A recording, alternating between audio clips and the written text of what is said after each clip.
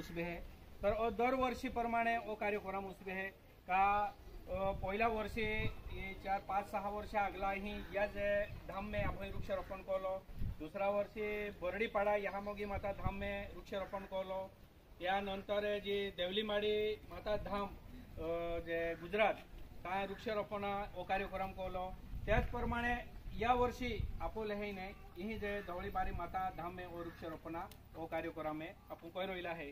तर या कार्यक्रमाले दूर दूर ने जातुले बहाबो ही भक्त बाठेले है बाठाल सत यहाँ जय जयकार यहाँ मोगी माता की जय। का ई वृक्षारोपण कहा करते हैं ई वृक्षारोपण कहा करा जो जे ते वृक्षा वो महत्व है ने आपुले समझी लेना है का और वृक्षारोपण कोना खूब जरूरी है। आज हम कमी पड़ी रही हो तो काही वेळेस ऑक्सिजन नाही मिळणार आहे तो ऑक्सिजन 100% मिळणार म्हणजे कोरोना सारखा जे वेळेस आपण ऑक्सिजन गरज असते जर प्रत्येक 21 झाडां जर रोपया तर 100% 140 करोड़ झाडे रोपणार आहे। आणि सर्वात महत्व आहे तर महाराष्ट्रामध्ये तर भारतामध्ये बाठा नागरिकांना हे आव्हान आहे सिरवे ग्रामपंचायती वती की आणि सिरवे धौलाबारी मती की जास्तीत जास्त लोक आहे किमान 1 ते 2 झाडं लागवू जा जेणेकरून प्रत्येक गावात नैसर्गिकरित्या आदिवासी संस्कृतीचे अनुषंगा की जास्तीत जास्त झाडे हवी